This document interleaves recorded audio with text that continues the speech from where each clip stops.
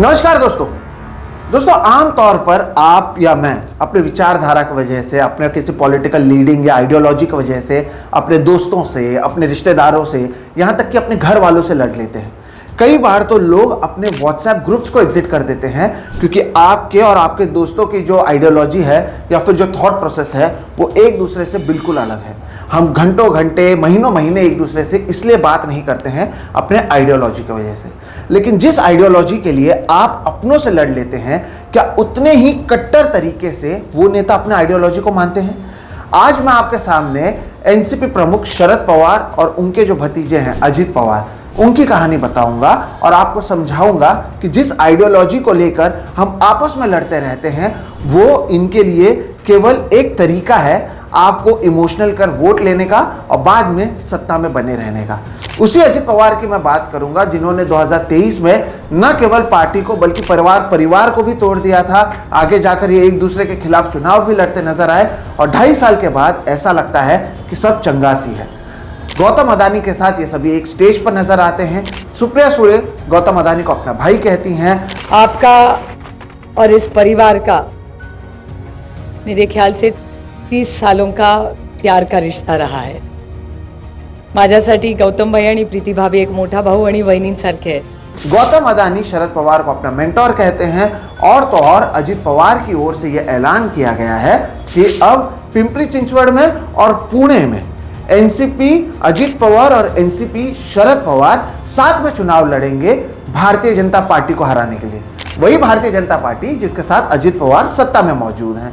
तो इनके लिए आइडियोलॉजी, इमोशंस एक टूल बनता हुआ नजर आ रहा है ताकि वो सत्ता में बने रहें और आप और हम आपस में एक दूसरों के साथ लड़ते रहते हैं इन्हीं लोगों को सत्ता में बनाए रखने के लिए। आज इनकी कहानी के साथ ही मैं एनसीपी के उस कला के बारे में भी आपको बताऊंगा जिसके वजह से इसके फॉर्मेशन के बाद से लेकर अब तक एनसीपी हमेशा से सत्ता में रही है और उनके प्रमुख नेताओं पर ना जाने कितने आरोप लगे हों, किसी को कभी परेशानी नहीं होती है और हर कोई मलाई खा रहा है। नमस्कार दोस्तों, मेरा नाम है सोहित मिश्रा और आप सभी का एक नए एपिसोड में बहुत बहुत स्वागत है। अगर आपने अभी मेरे इस चैनल सोहित मिश्रा ऑफिशियल को सब्सक्राइब नहीं किया है तो जरूर कर लीजिए।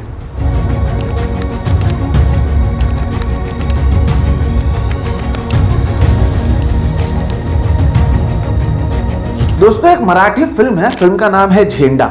अगर आपने नहीं देखी है तो आपको देखनी चाहिए। ये एक मराठी फिल्म है। इसे तब रिलीज किया गया था जब उद्धव ठाकरे और राज ठाकरे अलग हुए थे। शिवसेना और एमएनएस दो अलग अलग पार्टियां हो गई थी और शिवसेना के जो कार्यकर्ता थे वो एक दूसरे में ही लड़ने लग गए थे और एक तरीके से बताया गया था कि कैसे नेताओं के वजह से कार्यकर्ता जो कल तक एक दूसरे के साथ दोस्त बनकर घूम रहे थे वो आपस में लड़ने लग जाते हैं।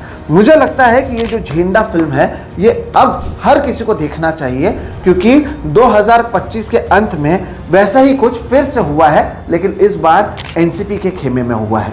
2023 में अजित पवार सत्ता में आ गए थे, एनसीपी को तोड़ दिया था। जिस तरह से एकनाथ शिंदे ने शिवसेना को तोड़कर भारतीय जनता पार्टी के साथ हाथ मिलाया था, उसी तरह से एक दिन अचानक से एनसीपी के नेता अजित पवार कई प्रमुख नेताओं के साथ जाते हैं, अपने आप को इसलिए एनसीपी बताते हैं और शरद पवार के साथ जो लोग मौजूद रहते हैं वो इसका विरोध शुरू करते हैं। बताया जाता है कि कैसे पार्टी में दो टूक हो चुकी है, पार्टी टूट चुकी है, मामला अब भी अदालत में चल रहा है, लेकिन क्योंकि चुनाव है ऐसा लगता है कि सब गिले शिकवे माफ हो चुके हैं। आपको मैंने इंट्रोडक्शन में बताया था कि एनसीपी की एक कला रही है। कला क्या? कला सत्ता में बने रहने की। और इसका मैं आपको उदाहरण के साथ समझाता भी हूं कि कैसे। एनसीपी का फॉर्मेशन इसलिए हुआ था क्योंकि शरद पवार सोनिया गांधी को एज कांग्रेस प्रेसिडेंट नहीं देखना चाहते थे। वो कहते थे कि सोनिया गांधी विदेशी मूल की हैं, उन्हें इस देश में प्रधानमंत्री नहीं बनाया जाना चाहिए। इसी का विरोध करते हुए वो पार्टी से अलग हुए और उन्होंने एनसीपी की स्थापना की थी। लेकिन जब उन्हें आगे जाकर समझ में आया कि 2004 के बाद ये वही सोनिया गांधी हैं जिनके नेतृत्व में कांग्रेस पार्टी सत्ता में आएगी, तो 2004 से लेकर 2014 तक एनसीपी कांग्रेस के साथ सत्ता में रहती है। शरद पवार कभी एग्रीकल्चर मिनिस्टर रहते हैं, कभी डिफेंस मिनिस्टर रहते हैं, प्राइम पोजीशन पर रहते हैं और सत्ता में मौजूद रहते हैं। 2014 में केंद्र की सरकार बदलती है, नरेंद्र मोदी सत्ता में आते हैं। महाराष्ट्र में भी सरकारें बदलनी शुरू होती हैं और देवेंद्र फडणवीस और उद्धव ठाकरे के नेतृत्व में ऐसा लगता है कि बीजेपी शिवसेना की सत्ता बनेगी। लेकिन शायद जितनी मिनिस्ट्री उद्धव ठाकरे को चाहिए होती है उतनी बीजेपी देने को तैयार नहीं होती है। यहाँ पर एक तरीके से हंग असेंबली होता है, यहाँ तक कि उद्धव ठाकरे के जो नेता थे उस समय, एकनाथ शिंदे, वो विरोधी पक्ष नेता बनाए जाते हैं। शिवसेना विपक्ष में बैठने को तैयार होती है और उस समय महाराष्ट्र की भलाई के लिए शरद पवार आगे आते हैं और बीजेपी को बाहर से समर्थन देते हैं। इसके बाद जितना बार्गेनिंग पावर उद्धव ठाकरे के पास होती है वो खत्म हो जाती है। बहरहाल आगे जाकर उद्धव ठाकरे और देवेंद्र फडणवीस एक बार फिर से सत्ता में आते हैं। 2019 की बात करते हैं। 2019 महाराष्ट्र चुनाव के समय एक बार फिर से शरद पवार को ऐसा लगता है कि उद्धव ठाकरे, कांग्रेस और एनसीपी मिलकर सरकार बना सकती है, तो महाविकास आघाड़ी को आगे ले जाने का काम उनकी ओर से किया जाता है।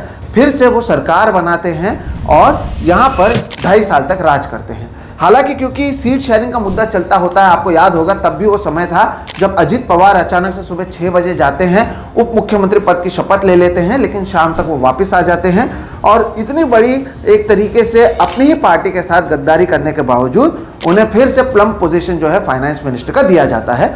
और फिर 2023 में जब एनसीपी को समझ में आता है कि अब तो एकनाथ शिंदे और बीजेपी साथ में है और वो विपक्ष में है और विपक्ष में कमजोर हैं, तब वापस एनसीपी में 2 टूट नजर आते हैं और अजित पवार, जो अपने आप को इसलिए एनसीपी बताते हैं, वो फिर से सत्ता में जाते हैं और 2024 के बाद ये लोग फिर से सत्ता में हैं। अब तक तो आप समझ गए होंगे कि ये एक कला है जो एनसीपी के पास मौजूद है। अब क्योंकि ये केंद्र में सत्ता में मौजूद हैं, राज्य में सत्ता में मौजूद हैं, लेकिन अब नगर निकाय चुनाव आ रहे हैं और इन चुनाव में आपको एक ओपोनेंट चाहिए होता है लड़ने के लिए। तो ऐसे में अब अजित पवार कहते हैं कि पिंपरी चिंचवड़ और पुणे में बीजेपी को सत्ता से बाहर रखने के लिए वो और शरद पवार साथ में आ रहे हैं। वही बीजेपी जिसमें वो फाइनेंस मिनिस्टर हैं, जिसके कुछ भी काम होता है तो अमित शाह से लेकर नरेंद्र मोदी से ये लोग मिलते हैं, उन्हीं से ये नगर निकाय चुनाव में लड़ रहे हैं और अब कह रहे हैं कि नहीं, हमें भारतीय जनता पार्टी को लड़ाना है, हराना है और इसलिए मैं और शरद पवार साथ में आ रहे हैं। अब मैं आपको बताता हूं कि मैं ऐसे कई कार्यकर्ताओं को जानता हूं, कई नेताओं को जानता हूं कि जब पार्टी में स्प्लिट हुआ था, किसी ने शरद पवार के साथ रहना सही समझा, किसी ने अजित पवार के साथ रहना सही समझा। यहाँ तक कि जब 2019 में अजित पवार एक दिन के लिए गए थे और कई कार्यकर्ताओं ने शरद पवार के समर्थन में और अजित पवार के विरोध में आंदोलन किया था, तो उन कार्यकर्ताओं पर अजित पवार बाद में नाराज हुए थे और कई सालों तक उन कार्यकर्ताओं को भुगतना पड़ा था। अब आप सोचिए कि ये कार्यकर्ता जो एक दूसरे से लड़ रहे थे, क्योंकि कोई शरद पवार के साथ चला गया, कोई अजित पवार के साथ चला गया, वो अजित पवार के नेताओं को गद्दार कहते थे या वो बिक गए, इस तरह की बातें करते थे, अब वो सभी साथ में आ गए हैं और एक साथ एक पवार फैमिली की तरह चुनाव लड़ रहे हैं। ये सब कब कर रहे हैं आप वो भी देखिएगा। जब 2024 लोकसभा चुनाव हुआ था तब बारामती में सुप्रिया सुळे के सामने अजित पवार ने अपनी पत्नी सुनेत्रा पवार को मैदान में उतारा था। यानी सत्ता में भी इनके ही लोग थे और इनके खिलाफ लड़ रहे भी इनके ही लोग थे। जब असेंबली इलेक्शंस आया था तब अजित पवार के खिलाफ शरद पवार ने उनके ही परिवार से आने वाले युगेंद्र पवार को मैदान में उतारा था। सुनेत्रा पवार सुप्रिया सुळे से चुनाव हार गई तो उन्हें एनसीपी ने राज्यसभा से सत्ता में भेज दिया था। इस सब के बीच में एनसीपी के जो बड़े बड़े नेता थे, मसलन के तौर पर अजित पवार खुद, प्रफुल्ल पटेल, छगन भुजबल, हसन मुशर्रफ, इन सभी, इनफैक्ट नवाब मलिक, इन तमाम लोगों पर भ्रष्टाचार के आरोप लगे, अलग अलग आरोप इनके ऊपर लगे। यहाँ तक कि नवाब मलिक पर टेरर चार्जेस बीजेपी के नेताओं की ओर से लगाएगा। लेकिन अब आप पाएंगे क्योंकि ये सत्ता में मौजूद हैं, ना ही इनके घर पर कोई ईडी वाला जाता है, ना ही इनकम टैक्स वाला जाता है, ना ही सीबीआई वाला जाता है। यही वो बात है जिसके जरिए मैं कहना चाहता हूँ कि ये जो गंगाधर है वही शक्तिमान है। विपक्ष में भी यही हैं, सत्ता में भी यही हैं। जब ज़रूरत पड़ती है तब आइडियोलॉजी को लाते हैं, शाहू फुले अंबेडकर की बात करते हैं और बाद में गौतम अदानी के साथ ये सभी एक साथ मंच साझा करते हैं। वही गौतम अदानी जिसके खिलाफ राहुल गांधी लगातार आवाज़ उठाते रहे हैं। दोस्तों, अगर आप देखें तो पिछले 5 साल में महाराष्ट्र की राजनीति बहुत बदल गई। हमने देखा कि कैसे शिवसेना में 2 टूक हुई, लेकिन आप देखेंगे कि एकनाथ शिंदे और उद्धव ठाकरे के बीच में जब 2 पार्टी 2 अलग हो गए, ना ही आपने कभी देखा है कि उद्धव ठाकरे एकनाथ शिंदे से बात करते हैं, ना ही एकनाथ शिंदे के लोग जो हैं वो दूसरे शिवसेना को अपना मानते हैं। वहाँ से लोगों को कैसा खींचा जाए वो कोशिश होती है और इन दोनों के बीच में आप पाएंगे कि जो कड़वाहट है वो साफ तौर पर नजर आती है। अगर राज ठाकरे और उद्धव ठाकरे भी एक साथ आए हैं तो 20 साल बाद आए हैं, यानी उस समय भी जो इनकी लड़ाई थी वो लगातार जारी थी। 2 दशकों तक ये एक दूसरे के खिलाफ लड़ते आए और उसके बाद साथ आए हैं। लेकिन एनसीपी की ये जो लड़ाई थी वो 2.5 साल के भीतर खत्म हो गई। जो छोटे लेवल के नेता थे या फिर जो कार्यकर्ता लेवल पर थे वो एक दूसरे के खिलाफ आरोप प्रत्यारोप करते रहते थे, लेकिन कभी भी आपने सुप्रिया सुळे को अजित पवार के खिलाफ, अजित पवार को सुप्रिया सुळे के खिलाफ बोलते हुए नहीं देखा होगा। यहां तक कि अब हाल ही में जब पार्थ पवार पर 1800 करोड़ रुपए की जमीन 300 करोड़ रुपए में लेने का आरोप लगाया गया था, तब यही सुप्रिया सुळे थी जो सबसे पहले आगे आकर उन्होंने पार्थ पवार का बचाव किया था। ये संदेश उन तमाम कार्यकर्ताओं के लिए जाना चाहिए जो इन्हें ताई, साहेब, वहिनी कहते हुए इनके बैनर पोस्टर लगाते हैं, जिंदाबाद मुर्दाबाद के नारे लगाते हैं, अपने झुग्गी झोपड़ियों में चले जाते हैं, जबकि ये अपने कन्वीनियंस के हिसाब से कभी साथ में आ जाते हैं, कभी लड़ने लग जाते हैं। जैसे कि मैंने अदानी का मुद्दा उठाया। अदानी का मुद्दा आप देखिए कि राहुल गांधी लगातार विपक्ष को एक साथ ला रहे हैं अदानी के मुद्दे पर। शरद पवार विपक्ष के बड़े नेता हैं और शरद पवार को तो गौतम अदानी अपना मेंटर मानते हैं। मुंबई की अगर बात करें तो मुंबई में हमने जब आदित्य ठाकरे का इंटरव्यू किया था, उन्होंने भी कहा था कि हम मुंबई का अदानिस्तान होने नहीं देंगे। यहाँ पर शरद पवार को बहुत लोग मानते हैं। बीएमसी इलेक्शंस में मुंबई को बचाने के लिए राज ठाकरे और उद्धव ठाकरे जब साथ में आए तब धारावी का भी मुद्दा महत्वपूर्ण है। ऐसे में अगर शरद पवार और गौतम अदानी एक साथ नजर आते हैं तो सवाल उठना शुरू होता है। इस पर लगातार संजय राउत बात करते आए हैं। पहले उन्होंने ये भी कहा कि अगर एनसीपी को किसी ने तोड़ा तो गौतम अदानी के भाई ने तोड़ा, और अब तो उन्होंने ये भी कह दिया कि अजित पवार को और शरद पवार को दोनों को जाकर जनता को यह बताना पड़ेगा कि आप एक साथ क्यों आ रहे हो, और आप एक साथ आ रहे हो जब एक ऐसे समय में जब भारतीय जनता पार्टी सत्ता में है और कहीं ना कहीं आपके वजह से बीजेपी को फायदा हो सकता है। सुनिए संजय राउत ने क्या कहा। जवाब उनको देना है ना, आप बीजेपी के साथ जा रहे हो। जवाब अजित पवार को देना है, बीजेपी को, उनके बॉस अमित शाह को। जिस शरद पवार जी के साथ बीजेपी लड़ रही है उनके साथ आप अलायंस कर रहे हो, तो उनको जवाब देना पड़ेगा अमित शाह को।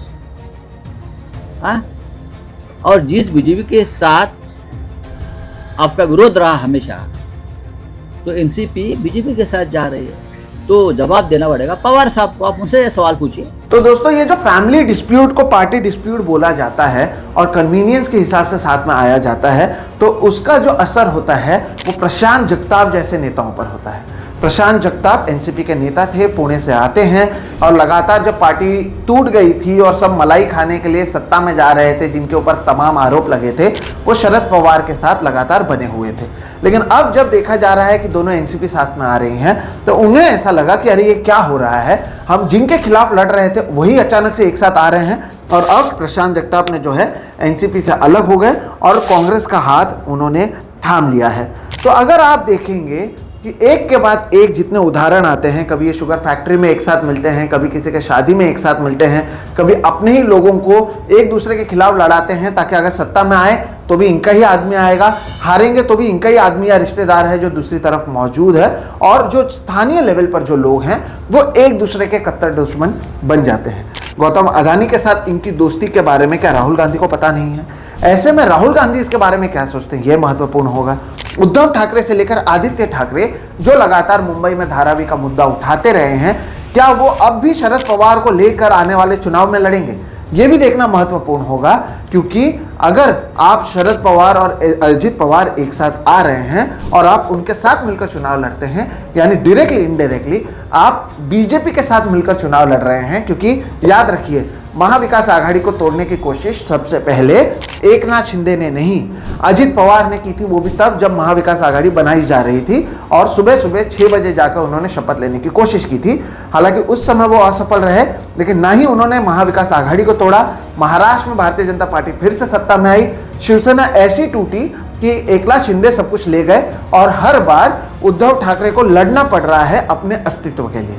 ऐसे में अब यह भी देखना महत्वपूर्ण होगा कि ये सभी नेता आगे जाकर क्या करते हैं, और इसमें सबसे ज्यादा महत्वपूर्ण यह होगा देखना कि महाराष्ट्र की राजनीति का भविष्य क्या होगा। महाराष्ट्र की राजनीति का भविष्य की बात मैंने इसलिए की क्योंकि शरद पवार को महाराष्ट्र का सबसे बड़ा नेता माना जाता है, उन्हें चाणक्य माना जाता है, यहां तक कि खुद नरेंद्र मोदी उन्हें अपना गुरु मान चुके हैं। ऐसे में अगर ये चाणक्य समय आने पर अपनी विचारधारा से कॉम्प्रोमाइज करने को तैयार है, उन लोगों के साथ में आने को तैयार है जिन्होंने इनके पार्टी को, इनके परिवार को तोड़ा था, तो इन पर सवाल उठना लाजमी है कि क्या सत्ता के लिए ये नेता इतने मजबूर हो जाते हैं कि अपने ही कार्यकर्ताओं को दूसरे कार्यकर्ताओं से लड़ाने के बाद 2.5 साल बाद कहते कि सब कुछ भूल जाइए और एक साथ आ जाइए। ये राजनीति किस स्तर पर जारी है, इसके बारे में इन नेताओं को तो सोचना चाहिए बतौर दर्शक, बतौर नागरिक, और अगर आप किसी पार्टी के विचारधारा रखने वाले लोग हैं, आपको भी सोचना चाहिए कि जिस तरह की सोच आप रखते हैं क्या वो सोच वाकई आपके नेता भी रखते हैं। अगर नहीं तो आप अपने दोस्त से, अपने रिश्तेदार से, अपने परिवार वाले से ऐसे लोगों के लिए लड़ रहे हैं जो खुद समय आने पर अपने कन्वीनियंस के हिसाब से कुछ भी बदलने को तैयार है। यही वो चीज़ है जिसकी वजह से हमने इसका टाइटल रखा गंगाधर ही शक्तिमान है, क्योंकि ऐसा लगता है कि ये पहले से ही तय था क्या किया जाएगा, क्या नहीं किया जाएगा। विपक्ष में भले ही लोग धारावी की बात करें, आम आदमी की बात करें, राहुल गांधी लगातार बात करें कि कैसे कुछ लोगों के हाथ में सत्ता और इस देश की इकोनॉमी दी जा रही है। शरद पवार और अजित पवार अपने कन्वीनियंस के हिसाब से राहुल गांधी से भी रिश्ता रखते हैं, उद्धव ठाकरे से भी रिश्ता रखते हैं, गौतम अदानी से भी रिश्ता रखते हैं और नरेंद्र मोदी से भी रिश्ता रखते हैं। ये इनकी कला है, the art of staying in power. और ये बात महाराष्ट्र के हर एक लोग को, हर एक जनता को, आपके वोटर को और जो कार्यकर्ता है उन्हें याद रखने की ज़रूरत है। गौतम अदानी आपके और मेरे बड़े भाई नहीं बनेंगे, लेकिन वो इनके बड़े भाई भी हैं, इनके दोस्त भी हैं। शरद पवार उनके मेंटर भी हैं। शरद पवार नरेंद्र मोदी के भी गुरु हैं और शरद पवार विपक्ष के बड़े नेता भी हैं। ये कैसे संभव हो सकता है दोस्तों? क्या हमारे देश में आइडियोलॉजी से ज़्यादा सत्ता महत्वपूर्ण है? क्या इसी के लिए दिन रात लोग आवाज़ उठा रहे हैं? अगर ये बात सही है तो फिर पोल्यूशन की बात कौन करेगा? यहाँ पर जो लोगों के हर रोज़ के प्रॉब्लम्स है उसकी बात कौन करेगा? क्योंकि हर कोई केवल सत्ता के बारे में सोच रहा है, तो जनता के बारे में कौन सोच रहा है? इस पर भी आपको सोचने की ज़रूरत है। बहरहाल मुझे लगता है कि ये जो अभी लेटेस्ट एक उदाहरण है उससे कम से कम शरद पवार और एनसीपी का जो असली चेहरा है वो आप लोगों के सामने आ चुका है। The art of staying in power, the politics of convenience, और अपने विचारधारा को सत्ता के अनुसार, समय के अनुसार बदलते रहना। मैं उम्मीद करता हूँ इस वीडियो के जरिए आपको ये सारी बातें समझ में आई होंगी। वीडियोस जो सामने आ रहे हैं आप देखिएगा कितने अच्छे से मिलते हुए नजर आ रहे हैं, एक दूसरे को फूल देते हुए नजर आ रहे हैं, और इन्हीं के कार्यकर्ता आपस में एक दूसरे के खून के प्यासे हो गए थे। ये कम से कम एक वेकअप कॉल होना चाहिए इन तमाम कार्यकर्ताओं के लिए। फिलहाल इस वीडियो में इतना ही दर्शकों। मेरा नाम है सोहित मिश्रा, आप देख रहे हैं सोहित मिश्रा ऑफिशियल। आपको ये वीडियो कैसा लगा ज़रूर बताइएगा। वीडियो पसंद आया तो इसे लाइक करें, दूसरों के साथ साझा करें, और अगर अब भी आपने मेरे इस चैनल सोहित मिश्रा ऑफिशियल को सब्सक्राइब नहीं किया है तो वो भी कर लें। हम आगे भी ऐसे वीडियोस करते रहेंगे। फिलहाल दीजिए इजाज़त, नमस्कार।